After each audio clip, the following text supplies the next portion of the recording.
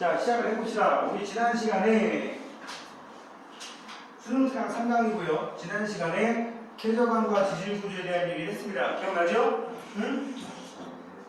퇴저감에 대한 얘기에서 제일 중요한 거 몇 개만 쓱쓱 짚어볼게요. 속성작용 중요하다 그랬고, 모든 퇴저감이 될 때 무조건 속성작용을 거친다. 꼭 기억하시고, 두 개를 쪼개면 다짐작용과 교결작용이 있다라는 거. 다짐작용이 일어나면 좀 더 치밀해지면서 밀도 증가. 교결작용은 그 속에 있는 물 속에 녹아있던 석회질 물질이라든지 칼슘 이온이나 탄산 이온으로 된 또는 SiO4 4- 규질 물질이 틈새를 메꿔주면서 또 산화철 같은 철 이온이라든지 산화 이온이라든지 이런 것들이 틈새를 메꿔주면서 입자선이 침전되어 화학 반응을 만들어준 물질이지. 이것들이 붙게 하는 역할, 이걸 무슨 작용? 교결작용. 여기 써있지만 않지만 여기도 밀도가 증가한다는 거 기억하시기 바라고요. 그림의 의미는 보이죠? 그림의 의미는 첫 번째 그림은 뭐야? 틈새가 더 좁아졌다는 거. 이 과정에 여기 중요한 단어가 왼쪽 위에 써있는데 이 과정에서 뭐가 나온다고? 공극의 크기가 작아진다. 공극이 뭐라 그래서 선생님 지난번에? 빈틈. 그지? 공극이 작아진다는 말은 결국 밀도가 증가한다는 말하고 연결이 되는 거야.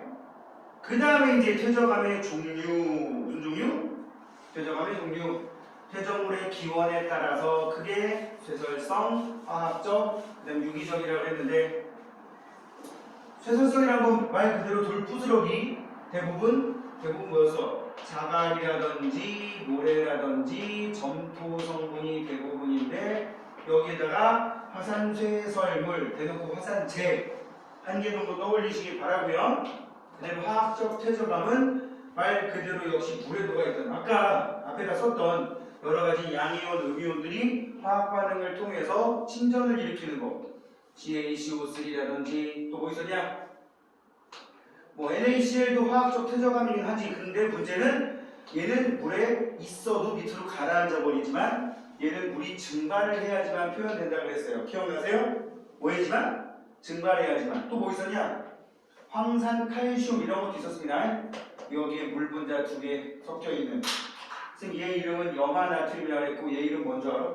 이거 이렇게 멀리 해놨냐? 요거를 뭐라고 하죠? 석고라고 부릅니다. 퇴저감 중에 얘를 암염이라고 부르고 얘는 석고라고 불러요. 기억하고 계시고 그 다음에 과거에 살았던 생물의 유해나 골격의 일부가 쌓여서 만들어진 유기적. 얘는 뭐 하나 더 옵션으로 알아두면 되냐면 화석이 좀 더 발견될 확률이 높아진다는 거. 왜냐면 옛날에 생물이었던 애들이니까. 알았지? 얘들은 2학년이기 때문에 여기 나와 있는 애들을 한 번씩은 다 다뤄봐야 될 것 같아. 이 표가 수능 특강에 38페이지에 있는 내용이긴 한데 38페이지에 있는 내용이긴 한데 너무 세세하게 써놨어. 수능 공부하는 친구들한테는 이거 내가 다 외우지 말라고 그러거든. 뭐만 외우라고 하냐면 얘네가 뻔히 보이는 자갈, 모래, 점토. 그러니까 자갈, 모래, 점토, 그 다음에 화산재, 그 다음에 요거는 그렇다고 쳐. 이거, 그 다음에 여기 정도. 그러니까 여기 나와 있는 화산탄, 화산암계, 특히 뭐 실트암이라든지 이런 것들을 굳이 몰라도 되고, 암석 이름도 여기 나와 있는 집괴암, 라필리 응해암, 사실은 척트하고 규조토도 잘 안 나와요, 수능에는. 근데 얘는 내신이니까 선생님들 취향에 따라서 또 쓸 수 있으니까 최소한 여기 있는 거. 근데 이거 자세하게 알 필요는 없을 것 같아. 선생님 이거 구분하는 거 굳이 얘기하면 내가 보기엔 점토야. 만졌더니 부들부들해. 밀가루처럼. 그럼 뭐야? 그게 굳으면 세일이야. 근데 분명히 밀가루처럼 부들부들할 줄 알았더니 만졌더니 좀 까실까실해. 그럼 그게 굳으면 실트암이라고 부르고 그 다음부터는 이제 뭐래? 이거 자갈 2mm 이상인 거, 지름 2mm 이상인 거 자갈로 취급한다. 2mm면 얼마나 줄 알아? 쌀 한 톨 수준밖에 안 돼. 가끔 이런 애도 있어. 내가 지난주에 받았던 질문이야. 선생님 2mm가 눈에 보이나요? 내가 한번 얘기했지. 자푸심 2mm라고. 이쪽 반 아니었지? 그런 2mm가 눈에 보이나요? 이쪽 반 아니었지? 그래 밑에 많더라고요. 심각하죠.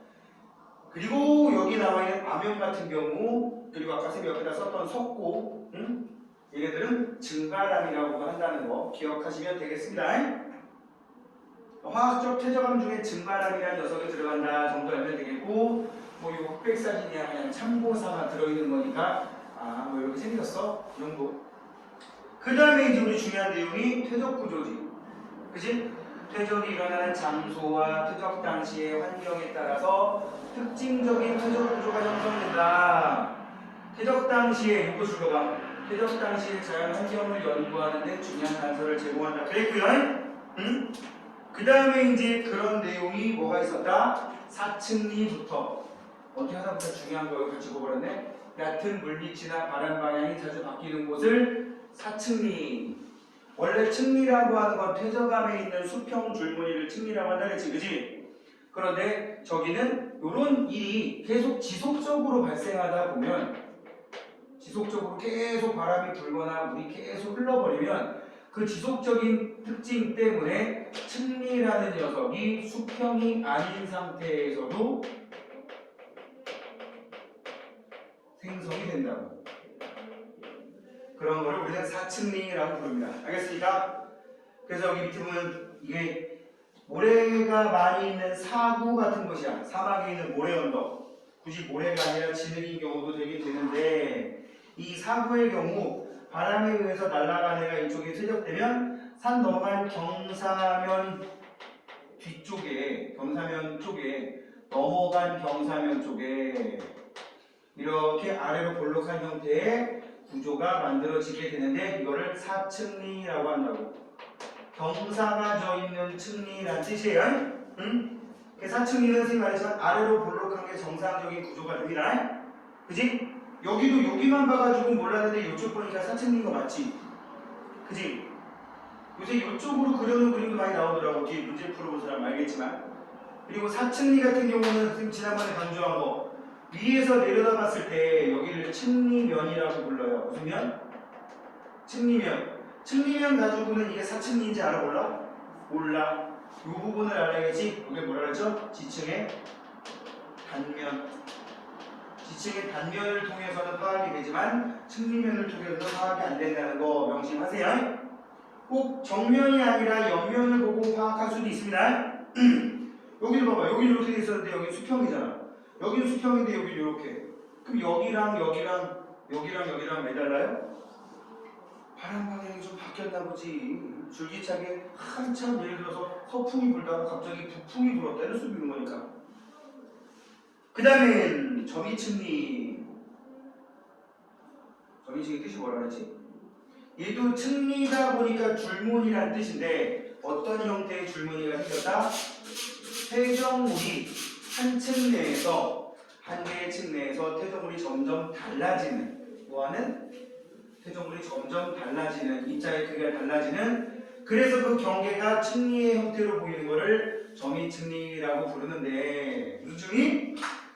점이층리. 이 점이층리 같은 경우는 한 개의 층 안에 입자가 큰 놈, 작은 놈, 더 작은 놈, 더 작은 놈, 큰 놈, 작은 놈, 더 작은 놈, 더 작은 놈, 이렇게 되어 있는 경우를 점이층리, 점점 달라진다고 했어. 그죠?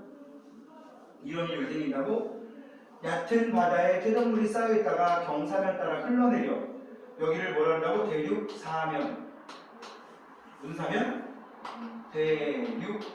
대륙사면이라고 부르고, 대륙사면 따라 흘러내리는 이 흐름을 낮은 곳으로 생기는 탁한 흐름, 저탁류라고 불러요. 낮을 저타 써서. 여기는 그림에 짧게 되어 있지만 이 구간의 길이가 몇 킬로, 몇십 킬로 된다고 그랬지? 그래서 이 밑에 심해져 대륙대라고 하는, 뭐 굳이 얘기하면 대륙사면이 경사가 5도에서 6도 정도 되고요. 그림은 지금 좁은 지역에 그리다 이렇게 그린 거고, 대륙대가 2도에서 3도 정도의 경사라고 나온다고. 응? 나름 경사가 절반으로 줄어들었기 때문에 유속이 확 느려져가지고 여기 수북이 쌓이는데, 쌓인 퇴적물이 그 안에서도 입자의 크기가 점점 달라진다. 위로 갈수록 입자가 작아진다. 점이층이라고 하고, 왜 그래? 깊은 바다에 이런 퇴적물이 쌓일 때 또는 홍수가 일어나서 퇴적물이 수심이 깊은 호수. 잘 봐. 여기는 바다에 쌓였으니까 해성층이라고 해야겠지만 여기는 호수에 쌓였으니까 이건 육성층이에요. 그러니까 요것만 보고는 여기가 육성층인지 해성층인지 모르지. 뭘로 구분해야 돼? 그 속에 들어있는 화석 따위를 가지고 분석을 해야 돼. 예를 들어서 뭐 여기에서 뭐 암모나이트 화석이 나왔다. 그러면 지금 내가 말하는 건 중생대 표준화석에 해당되는 거다 보니까 아 중생대 바다. 그럼 해성층이 되는데 굳이 이런 말이 생길 경우 있어. 민물 조개. 그러면 민물 조개가 육지물에서 사는 조개일 거 아니야. 민물 조개가 무슨 말인지 알지? 바다에서 사는 조개가 아니라 강이나 호수에 사는 조개 말하는 거야. 걔들은 바다는 아니란 말이지. 그런 증거들을 찾아서 육성층인지 판단해야 되고 이렇게 해서 만든 점이층리에 뭐 공룡 발자국이 나왔다든지 이런 증거들이 추가되어 있으면 우리는 역시 육성층이라는 걸 끄집어낼 수가 있는 거라고. 중요한 건 깊은 물. 무슨 물? 깊은. 여기 어디가냐? 큰 입자는 빨리, 작은 입자는 천천히, 깊은. 여기도 수심이 깊은. 이게 중요한 거야. 그 다음 페이지로 넘어가지 연흔이 나옵니다. 무슨 흔? 연흔. 무슨 뜻이라 했지? 물결 연자의 흔적 흔자인데 자 이거는 연흔하고 건열은 별로 설명할 게 없어서 정상적으로 만들어져 있는 퇴적 구조 모양을 여러분들이 눈여겨보시라고 얘기했고요. 왼쪽에 연흔의 형태 보세요. 연흔의 형태 보세요. 그냥 무슨 기본적으로 만들어진 연흔의 구조는 이런 단면 구조를 띠다가 있지. 그지? 그리고 이 연흔의 구조가 이렇게 나와 있는 경우와 약간 차별화되게 잘 봐. 기본적으로 연흔 그러면 이렇게 연흔이 만들어졌잖아. 그지? 이렇게 생긴 무늬 한 줄만 그려볼게. 이거와 얘의 차이가 뭘 것 같아? 둘 다 연흔이야. 응? 근데 이거는 거의 높낮이가 별로 없는 그러니까 그냥 평지에서 생긴 연흔이라고 보면 돼. 평지. 그러니까 그냥 잔잔한 호수나 넓은 바다 흘러다니는 게 아닌 거야. 근데 얘는 어느 정도 흐름이 있는 얕은 물 이런 데서 만들어진 거라고 보시면 돼요. 흐름이 있는데 그럼 이거 어떻게 흘러? 이거 보고 이제 그 나이스 모양인 것 같지? 나이스 응? 모양인 것 같잖아. 아비바스 나이스 많이 있잖아. 그런 거 내복 뭐 이런 거 응? 브랜드 이런 모양이면 물이 일로 흘러간 거야. 이렇게 일로 흘러간 모양 약간 흐름이 있는 상태에서 얕은 물가는 아니지 물 위 얕은 물 위에서 생긴 연흔인 거야. 알겠습니까? 물 위에서 물이 찰랑찰랑된 흔적인데 여기는 어느 정도 흐름이 있는 구분돼요? 응? 알아보시기 바라고. 그 다음에는 건열 무슨 열? 건열 퇴적물 표면이 갈라져서 쐐기 모양으로 여기는 입자가 작은 퇴적물일수록 좀 더 건열이 잘 생긴다. 자갈보다는 모래가 훨씬 잘 생기고 모래보다는 진흙이 훨씬 더 잘 발생한다라는 거 기억하고 계시기 바랍니다. 다시 한번 얘기를 하면 이 밑에 거 4개 다시 정리하면 이거 정리해보면 잘 봐봐요. 사층리 얘는 지층의 단면을 봐야지만 확인할 수 있어요. 그죠? 점이층리 역시 지층의 단면을 봐야지만 확인할 수 있어요. 층리면을 통해서 확인된다 안 된다 위에서 봐서는 구분이 안 된다. 연흔이라고 하는 거는 이건 층리면도 되고 즉 위에서 내려다봐도 되고 지층의 단면을 관측해도 방금처럼 아래로 볼록하게 만들어졌다고 그지? 건열도 이거 지금 위에서 본 거니까 역시 층리면도 되고요. 옆에서 보면 단면 여기도 쐐기 모양으로 폭폭 들어가 있잖아. 그지? 이것도 둘 다 됩니다. 알았습니까? 응? 뭐 나머지는 읽어보시면 되겠고 그 다음에 이러한 녀석들이 만들어지는 거 쭉 나왔고요. 퇴적 환경에 조금 외워야 될 내용이 나오지. 퇴적 환경은 크게 육사 환경, 연안 환경, 해양 환경으로 구분할 수 있으며 이 둘 사이에 해양 환경, 육사 환경 사이에 뭐가 있다? 연안 환경이라는 게 있더라. 그래서 육상 환경은 머릿속에 떠올리면 돼. 퇴적 환경은 대부분 불속 또는 불가 이런 거거든. 계곡물, 한강을 서울을 관통하는 한강물, 이게 바다와 만나는 한강하구, 그 다음에 서해 바다, 경상도 쪽에 가면은 저기 태백산 쪽에서 흘러내려오는 계곡물, 이게 낙동강이라는 강을 거쳐서 낙동강 하구에서 남해 바다와 만나는 그런 환경을 떠올리면 되는데, 육지에서 퇴적암이 만들어지는, 퇴적암이 만들어지는 환경은 무조건 물속이라고 하는 거 기억나요? 내가 무조건이라는 말 잘 안 쓰는데 퇴적은 무조건 물속이야. 물 밖도 퇴적이 일어나지 않습니까? 맞는 말이야. 하지만 퇴적암은 안 만들어져. 왜요? 쌓이는 속도보다 침식되는 속도가 훨씬 더 빨라. 공기 중에 노출되면. 그래서 선상지, 하천, 호수, 사막, 빙하들이 있다고 했는데, 나머지는 여러분들이 웬만하면 알 텐데, 선상지 뭐라 그랬지? 하천의 상류에서 계곡에서 평지로 확 빠지다 보면 부채꼴 모양으로 쫙 퍼지는 지형이 있다고 그랬지? 그지? 부채꼴 모양의 퇴적 지형을 선상지라고 하고, 특징이 뭐 있었어요? 여기 보면은 여기 선상지도 마찬가지야. 여기 자갈, 모래, 지득 등의 다양한 퇴적물이 쌓인다. 불급이 뭐하다고 그랬어? 불량하다라는 말 썼어요. 기억나죠? 응? 입자의 크기가 고르지 않다는 거야. 그리고 여기도 마찬가지로 상류다 보니까 둥글둥글하지 않다고. 둥글둥글하게 마모된 정도가 좋지 않다고. 얘도 마찬가지고. 알았지? 기억 꼭 하시고요. 연안 환경은 육상 환경과 해양 환경이 만나는 곳, 퇴적암이 만들어지는, 삼각주는 강 하구에서 만들어지는 모래로 만들어진 섬. 주로 세모난 모양이 많아가지고 한자로도 삼각주라고 하고 영어로는 델타라고 한다고 했어. 조간되는 밀물 썰물이 나타나는 곳. 이런 용어도 있습니다. 간석지라는 말도 써요. 간석지가 뭐야? 밀물, 썰물 때 드러나는 땅을 간석지라고 불러요. 갯벌하고 다릅니다. 갯벌은 뻘로 드러나지만 저기는 그냥 모래밭으로 드러나요. 그리고 바닥이 좀 딱딱한 편이라고. 서해 쪽에 가면은 뻘도 있지만 저렇게 간석지가 넓게 드러난 지형도 많아. 대표적인 게 충청남도 태안이라고 들어봤지? 충남 태안반도. 그냥 뭐 들어봤을 리가 있겠냐. 그쪽에 충청남도 지도에 보면은 옛날에 섬이었던 곳을 다리를 연결해가지고 지금은 쭉 차가 다닐 수 있게 해놓은 태안반도, 안면도 이런 섬들이 있는데 지금 섬은 아니지만 그쪽에서 서해바다 쪽으로 있는 해수욕장들, 뭐 꼬치 해수욕장, 뭐 삼봉 해수욕장, 몽산포 해수욕장, 만리포 해수욕장 이런 쪽들이 대체로 간석지가 넓게 발달되어 있습니다. 썰물 때 물 쫙 빠지면 거의 축구장 한두 개만 면적이 그냥 드러나고요.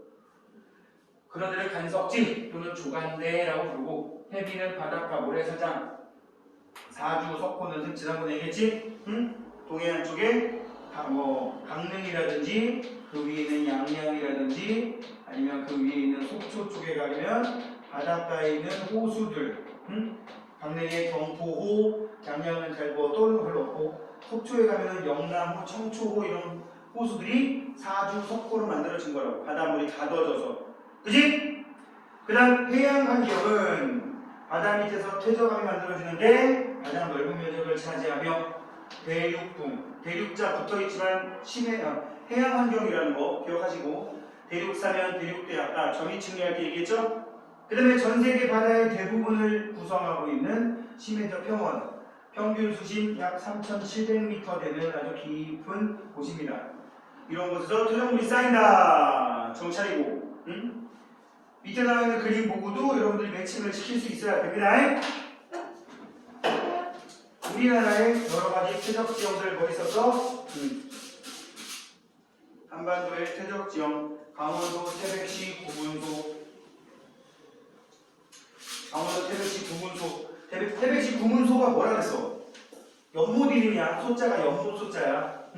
저기가 내가 알기로 낙동강 발원지인가 그런데, 강원도 태백 그러면 우리나라에서 거의 가장 고생대 화석이나 고생대 지층을 발견하기 쉬운 대표적인 곳으로 유명한 곳이니까 기억하시기 바라고. 고생대 바다에서 만들어진 석회암, 그러니까 옛날에 바다였는데 지금 뭐라는 얘기야? 지금 바다가 아니라는 얘기지. 그쵸? 그 다음에 전라북도 부안군 채석강, 여기 등장한 것들을 보고 옛날에 얕은 물이었거나 거처였거나 바다였거나 이런 거 알면 되고 중생대 호수에서 퇴적된 여감, 시일 호수라고 굳이 얘기해놨으니까 육성층 또 연흥과 권열 등의 구조가 나타난다. 경상남도 고성군 덕명리 여기는 유명하게 공룡밖에 없다 그랬지? 나머지 다 공통이니까. 제주도 한경면 수월봉도 화산재가 두껍게 쌓인 황갈색의 응해학층 이루어져 있으며 층리가 잘 발달되어 있다. 전라북도 진안군 마이산 중생대 호수에서 퇴적된 여감 여기 뭐 공룡 발자국도 나오는데 여기 안 써있네. 민물 쪽에 고둥이 뭐야 고둥이 조그만 소라처럼 생긴 거 거기 수식으로 쭉쭉 뽑아먹는 거 있지? 올갱이 그런 거 뭔지 모르지 고둥이 큰일이구나. 애들이 학습 능력은 분명히 우리 때보다 훨씬 좋아졌는데 상식이 없어. 민물조개, 민물고둥 처음 듣지? 들어보긴 했는데 뭔지 모르지? 물어볼까? 먹는 걸까? 못 먹는 걸까? 먹을 수 있지 않아요? 먹으면 개도 먹는데 먹으면 먹겠어. 고둥이 소라같이 생긴 거야. 응? 가끔씩 큰 어항 같은 데 보면 물고기 돌아다니고 벽에 그 어항 유리 벽에 붙어있는 그 녹색 거 뜯어먹는 게 얘들 막 슬금슬금 벽에 붙어다니지? 우렁이 같은 거 그런 것처럼 생긴 거야. 경기도 화성시 시와호 중생대에 형성된 여감, 산 등의 퇴적암 지층에서 공룡한 화석이 나온다. 지질시대랑 엮이면 중생대 층이다 이런 말 나오겠지. 이때 틀린 그냥 확인하시고요. 지난번에 했던 거 중에 제일 중요한 게 지질 구조였어. 그죠? 정력각, 습곡, 단층, 전리, 부정합까지. 여기 왼쪽에 지질 구조에 쓸써 있는데 지층이나 암석이 지각 변동을 갖지 않아 여러 모양으로 줄거 변형된 구조를 지질 구조라고 하고요. 변형되지 않은 거는 우리 보통 그냥 정합이라고 부르지. 무슨 합? 정합. 암석이 왜 변형돼요? 외력 때문에. 굳이 지구광이 아니더라도 변형이란 말 뜻 자체가 형태가 변한다, 모양이 변한다는 뜻이야. 모양이 변하면 이유는 딱 하나야. 뭐 때문에? 외부에서 가해진 힘 때문에. 알겠습니까? 자, 습곡. 양쪽에서 온도가 높은, 비교적 온도가 높은 지하 깊은 곳에서 양쪽에서 미는 힘이라고 불리는 횡압력을 받아 휘어진 지질 구조를 습곡이라고 하고, 이 습곡에서 가장 많이 휘어진 부분을 지나는 축을 습곡축. 여기 봐. 가장 많이 휘어진 부분이란 말이야. 그죠? 그래서 가장 많이 휘어진 부분, 여기는 배사축, 여기는 향사축. 더 가보면 여기를 습곡날개라고 합니다. 습곡날개. 알겠지? 응? 자, 가장 많이 휘어진 부분을 지나가는 쪽을 습곡축, 경사는 습곡날개. 위로 볼록한, 속구조로 봤을 때 위로 볼록한 구조를 배사, 여기를 배사축, 여기는 향사축, 이렇게 얘기하면 되는 거라고. 알겠지? 요거에다가 별표 한번 해볼까,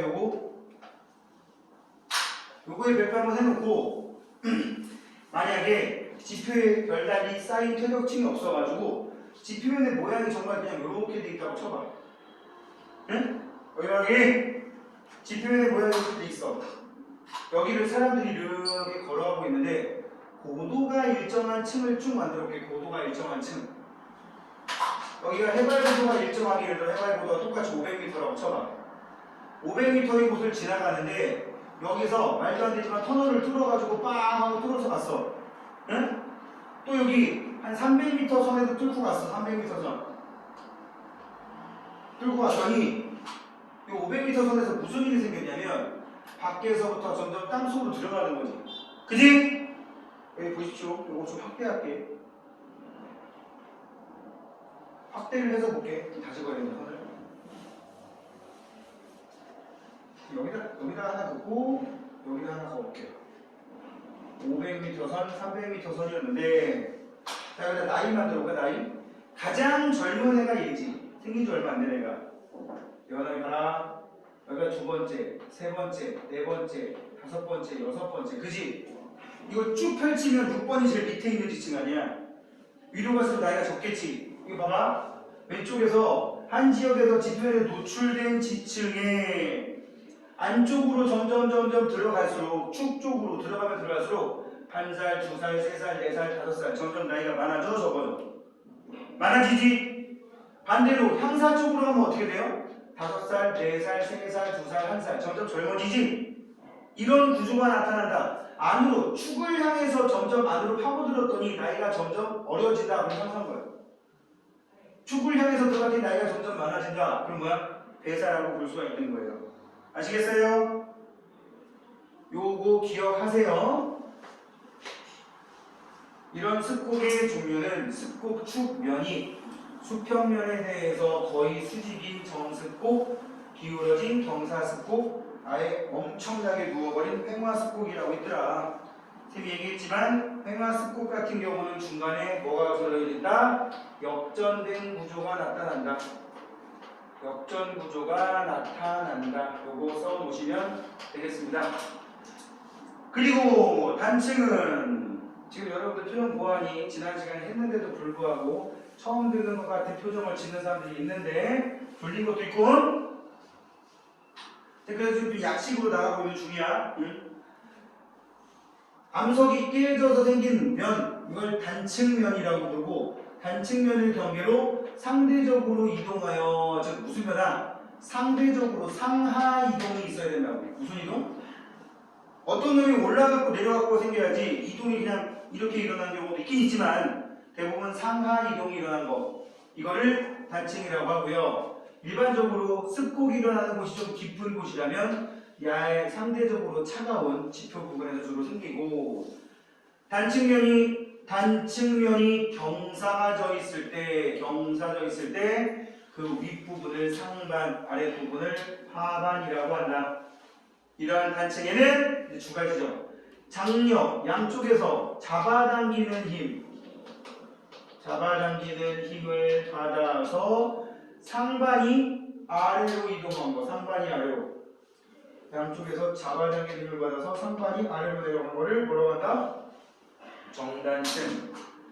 반대로 양쪽에서 미는 힘이 작용해가지고 단층면에 미는 게 상반이 위로 올라간다는 층을 뭐라고 한다? 역단층. 횡압력, 상반이 위로.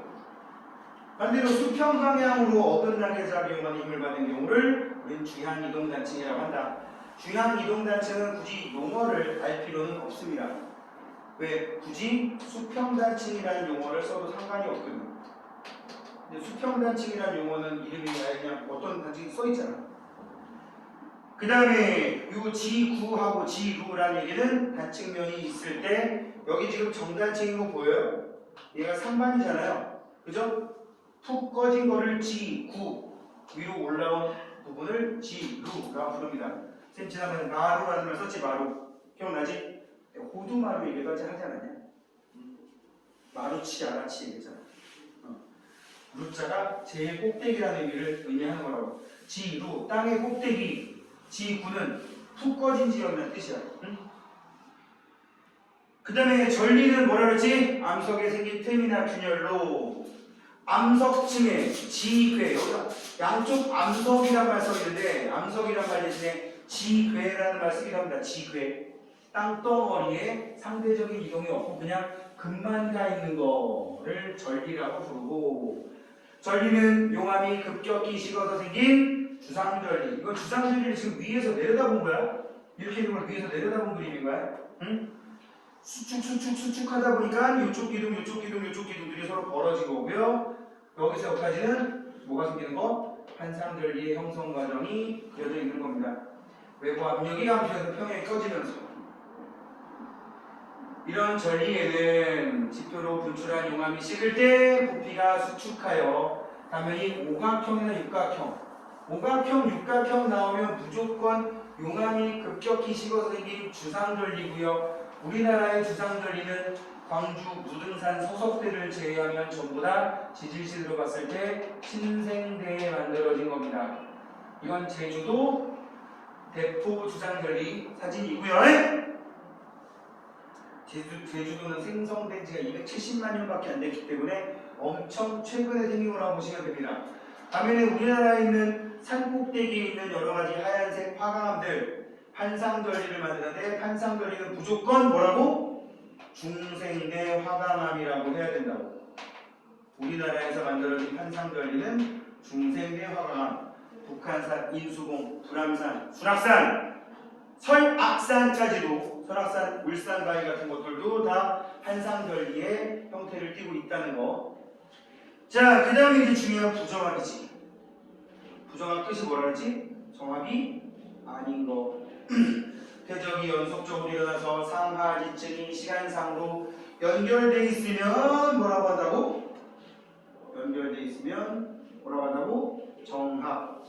그러나 퇴적이 오랫동안 중단된 다음에 다시 퇴적이 일어나면 그 지층 사이에 여기 지층 사이에 퇴적 시간에 공백이 생기는데 이 공백을 기준으로 그 위아래 층 사이의 관계를 부정합이라고 한다. 그리고 그 관계면을 부정한 면. 부정한 면인지 아닌지 이걸 판단하는 게 부정합 공부하는 게 제일 중요한 거죠. 제일 유치한 게 기저여감 그려놨는데 부정하면을 못 찾는다. 그럼 걔는 WAST이지. 쓰레기. 그지? 그러면 이건 부정합이냐 아니냐라고 하면 부정합이야 그냥. 원래 지층이 있었는데 까이고 쌓인 거니까. 그럼 기저여감이 없는데 이거 어떻게 부정함이에요? 세상이 다 네 맘대로 돌아가진 않아. 기저여감 그려놓은 문제가 최근에 거의 없다고 하도 돼. 또 한 가지. 응? 쌤 이거는 그럼 부정합이에요? 아니에요? 이거 부정합인지 어떻게 알아요? 부정합이에요. 되게 꾸불꾸불하지 않은데요? 세상이 네 맘대로 돌아가진 않아. 알았어? 원래 이 위에 있었는데 깎인 흔적이잖아. 그지? 응? 그 다음 이건 부정합일까요? 아닐까요? A층, B층, C층 이 상태로는 확실히 모릅니다만 일반적으로 반듯한 선 거있고 중간에 꾸불꾸불이는 부정합일 가능성이 커요. 이럴 때는 부정합인 거를 확실하게 해주려고 이렇게 꾸불꾸불 그 위에다가 기저여감을 꼭 그려줍니다. 이럴 때는 부정합이 맞아요. 그죠? 그럼 얘는 부정합일까요? 아닐까요?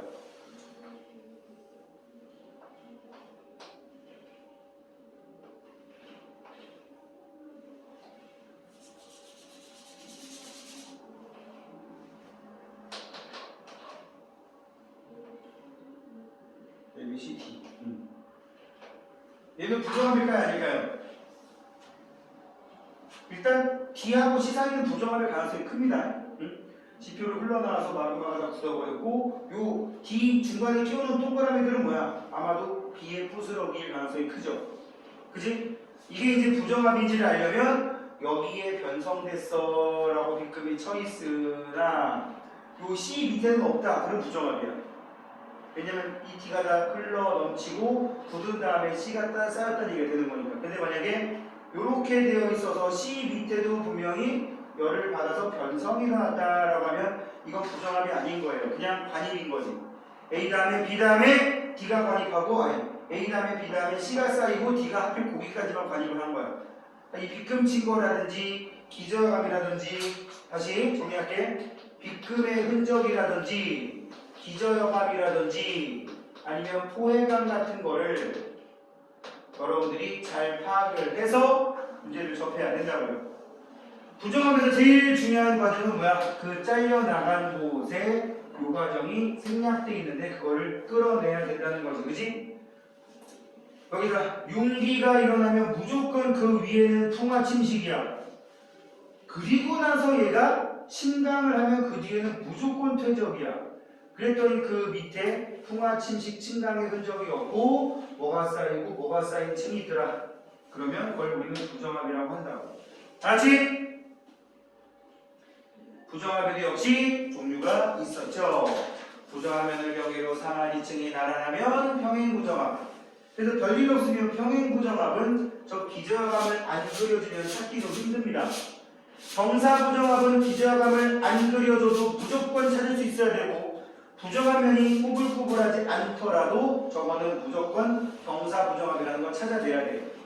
세 번째 난정합은 뭐라 그랬지? 부정한 면으로 여겨지는 그 밑에 마그마가 굳은 애가 있는데 그 마그마가 굳은 애가 일부라도 깎인 흔적이 있고 생긴 부정합이면 무조건 난정합이라고 분류하시면 되겠어요. 알겠지? 자, 그 밑에 관입과 포획. 관입은 끼어든 거. 마그마가 이게 주어야. 약한 부분을 뚫고 들어가는 과정을 관입이라고 하고, 그렇게 끼어 들어간 마그마가 굳어진 암석을 관입암이라고 하고, 여기 봐봐. 기존에 암석층이 있는데 마그마가 관입을 했어. 얘가 먼저 있었고 관입암이 나중에 들어온 거 맞지? 그지? 그래 안 그래? 근데 그 밑에 있는 포획은 뭐야? 포획은 원래 얘가 있었는데 마그마가 주변을 끼어들다가 덜 녹인 거야. 그지? 알았어 몰랐어? 그러니까 여기 지금 뭐가 있었는데 사탕 하나 큰 게 있었는데 주변에 뜨거운 마그마가 이 사탕을 녹이다가 덜 녹이고 굳어버렸어. 근데 마침 거기가 밖에 노출된 거야. 그래서 이 포획감은 얘가 먼저 밖에 있는 게 나중이라는 겁니다. 기억 잘 하셔야 됩니다. 여기쯤 나 얘기했지만 포획감을 잘 관찰하면 화성암과 그 주변 암석의 생성 순서, 즉 상대 연대라고 우리 공부했던 거겠지. 선후 관계를 파악하기 좋다라는 점. 판의 운동과 지질 구조 가봅시다. 그림은 판의 운동과 판의 경계에 작용하는 힘을 나타낸 거다. 힘 왜 그려놨겠어요? 그 힘이 장력인지 횡압력인지 아니면 수평 방향으로 뒤틀리는 힘인지 판단하기 위해서 집어넣은 거지 그림에다가. 자, 힘의 방향. 양쪽에서 잡아당기는 힘이니까 이 힘을 우리는 장력이라고 부른다고. 여기는 양쪽에서 가까워지는 좁아지는 힘이니까 횡압력이라고 부른단 말이야. 알겠습니까? 그래서 판의 경계랑 갑자기 연결지으면 여기는 주로 수렴형 경계가 되겠고요. 여기는 주로 발산형 경계가 된단 말이야. 주로가 아니라 무조건. 그래서 발산형 경계. 여기서 굳이 생긴다면 뭐가 생겨? 장력에 의해서 정단층 생길 수가 있겠지. 그지? 반면에 수렴형 경계인 곳에서는 두 판이 서로 가까워지는 습곡산맥이나 해고 부분에서는 양쪽에서 횡압력이 작용하다 보니까 여기 뭐도 써 있어요. 습곡과 역단층이 생긴다. 습곡과 역단층. 그지? 그 다음 보존형 경계인 곳 여기쯤 되거든요. 해력 끊어진 곳. 이런 데에서는 이런 주향이동단층이 생기더라. 변환단층도 주향이동단층, 수평단층의 일종이기 때문에 그렇습니다. 됐니? 자, 이제 여러분들 숙제 해온 거를 확인하기 위해서 문제를 한번 풀어보도록 합시다. 자, 그림에 나와 있는 1번 문제, 속성작용에 대한 문제입니다. 속성작용에 의한 퇴적물의 변화를 모식적으로 나타낸 것이다. 뭐인 거 이거? 퇴적 입자. 다와 나 사이에서 그나마 이 속에 공급이 좀 감소하지 않았니? 그죠? 조금 이렇게 서로 엇갈리면서라도 아무튼 공급이 줄었어요. 이거나? 근데 보여? 보이지? 공급이 줄어들었다는 거 보이고 밀도는 당연히 증가했을 거고 여기서는 교결작용이 아니라 다짐작용이라고 해야겠지. 교결작용이 일어났다면 이 틈새 뭐가 채워져 있었을 거야. 그죠? 그래서 정답은 몇 번? 그래서 정답 몇 번? 4번이 됩니다. 그 다음에 2번 화강암이 풍화 침식을 받아 생긴 쇠설물이 퇴적되어서 형성된 어떤 퇴적암을 현미경으로 관찰한 모습이다.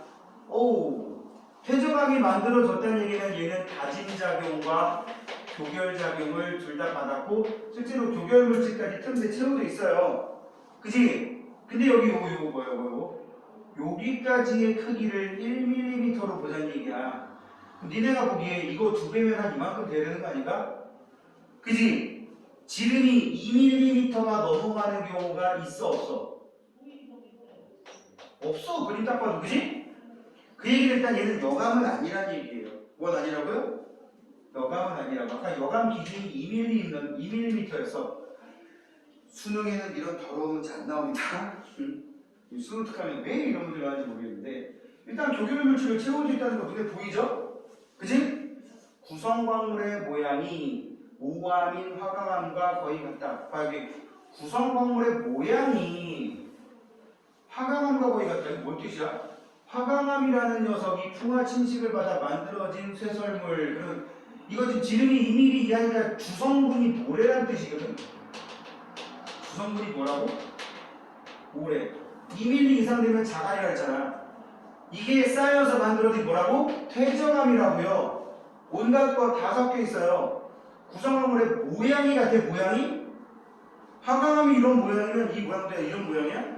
모양하고 아무 상관없어요. 사암은 여기 지금 사암의 일부만 확대해 놓은 거라서 나중에 어떤 모양의 사암인지는 전혀 알 턱이 없지.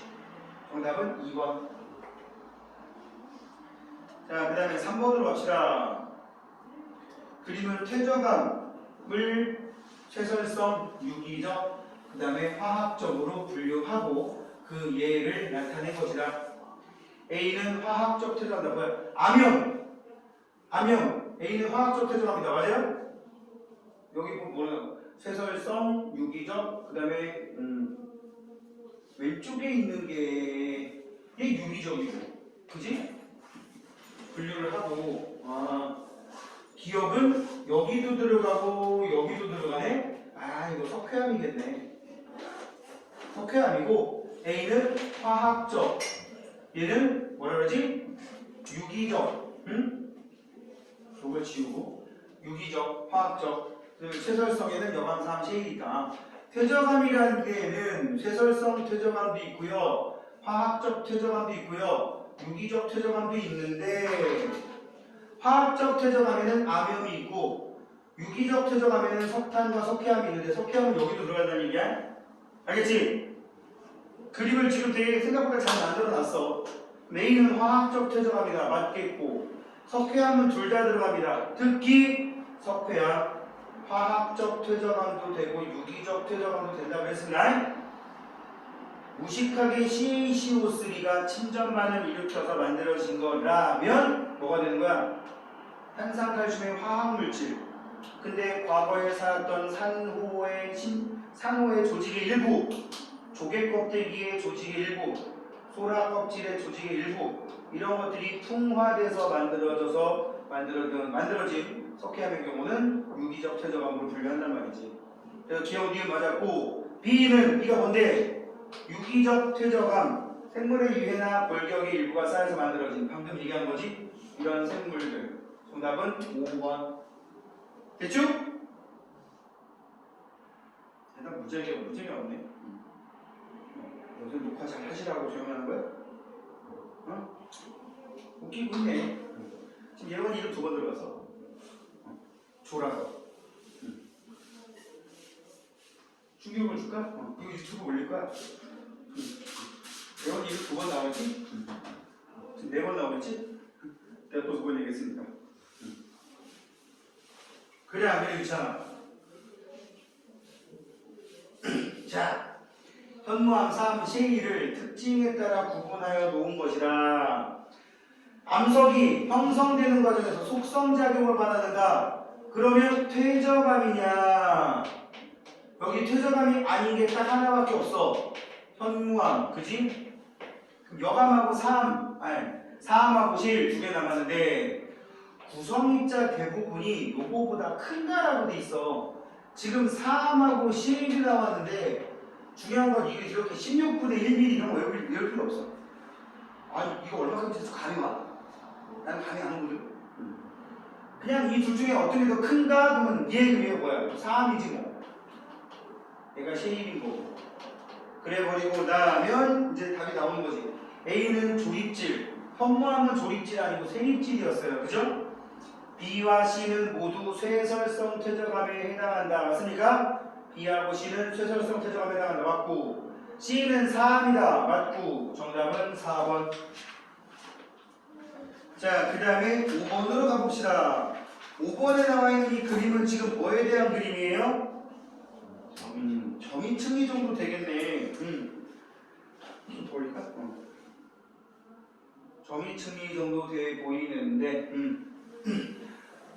A층에는 그냥 뭐 저렇게 부스러기 쌓여있고요, B층이 점인층이 같고요, 지금 여기 보니까 요 정도 크기가 5mm라고 돼 있잖아요. 그지? 그럼 딱 봐도 요 정도 크기보다 큰데? 아까 2mm가 자갈 기준이라는데 5mm면 당연히 자갈이지. 아마도 여감인 것 같고요. B층의 점이 층리 맞고요. 일단 여기 역전된 층이 있냐 없냐? 요 가운데 점이 층리를 보니까 역전된 층이 없습니다. 그죠? 따라서 가장 밑에 있는 C층이 제일 오래된 거다. 정답은 기억, 릴, 디귿. 자, 그 다음에 6번. 서로 다른 퇴적 구조 A와 B의 특징을 벤다이어그램으로 나타낸 것이다. A는 상층보다 셰일에서 잘 나타난다. 맞습니까? 퇴적물이 건조한 대기에 노출되어 생성된 퇴적 구조이다. 건열이네, 건열. B는 뭐야? 층리가 나타나지 않고 기울어져 있다. 4층리네. 그래서 A는 상보다 셰일층에서 나타난다. 진흙이 쩍쩍 갈라진 구조가 진흙이 제일 잘 나타난단 말이야. 그래서 맞는 말이고, 니은 B를 이용하여 퇴적물이 공급된 방향을 추정할 수 있다. 맞습니까? 4층이 가능하다고 그랬지? 지층의 역전 여부를 판단할 수 있는 거는 둘 다 되잖아. 건열도 우리가 알다시피 이렇게 쐐기 모양으로 돼 있으면 지층이 안 뒤집힌 거고, 하층기도 아래로 볼록으로 돼 있으면 지층이 똑바로 돼 있는 거라고 했으니까 답 5번이 되겠고요. 그 다음에 7번. 그림 나, 가와 나는 형태가 다른 두 연은 아까 얘기한 거 기억나요? 연흔의 경우 지금 가의 경우는 거의 모양이 그냥 대칭이라고 본다면, 선생님이 지금 그림을 그려보면 아까 가의 경우를 선생님이 대충 그린다면 어떻게 그린 거였어요? 거기는 그냥 이렇게 그려진 거야. 근데 얘가 어떻게 그린 거였지? 나이스 모양이랬지. 나이스 모양. 한쪽으로 쏠려 있잖아요. 이렇게 이쪽이 폭 완만, 폭 완만, 폭 완만, 폭 완만. 그지?